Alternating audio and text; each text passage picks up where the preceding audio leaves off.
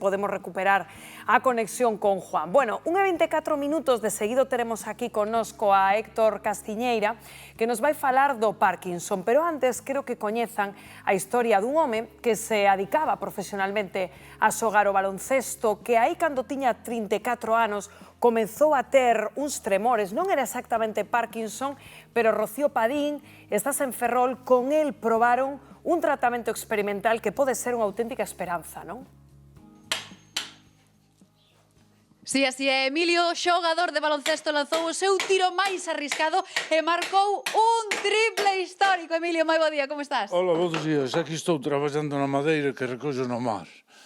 E vas dando forma e creando arte, algo que para ti agora é posible, pero xa con 30 anos comezaron esos tremores que se foron intensificando co tempo, chegando a ser casi imposible para levar a cabo unha vida normal, non? Efectivamente, sobre os 33 anos fun por primeira vez á consulta do neurólogo e a partir de aí pois, se foi agravando hasta que chegou un día que había que ponerse solución.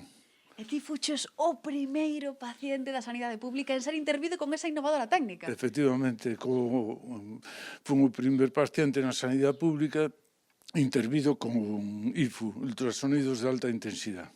E agora es quen incluso de facer algo que che gustaba moito, que é podar os bonsáis. Pois, efectivamente, antes tiña serias dificultades para podar un bonsai, porque isto é unha técnica que requiere certa destreza, e hoxe podo facelo.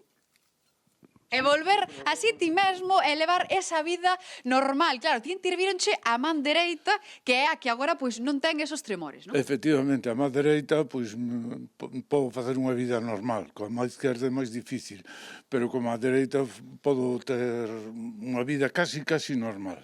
Algo que ten moita destreza, ven comigo por aquí, Emilio, é cravar un parafuso. Algo que Emilio agora é que han de facer, Emilio. Aí está, coa man dereita podo facelo perfectamente, aí está.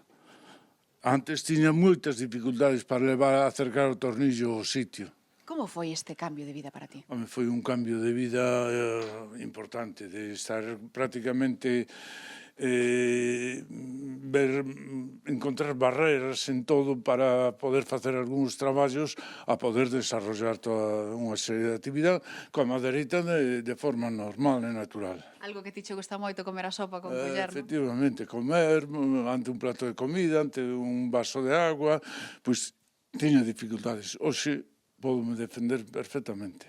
Pois xa ven, un avance da ciencia que abre esa porta de esperanza a moitos pacientes que sufren a mesma enfermidade que Emilio. Que gran historia, Padín, eses praceres mundanos, non, dos que falaba aí Emilio, como podar aí esas plantiñas que empezamos a apreciar cando a enfermidade, non, como no seu caso, que tal Héctor, pois aparece, non?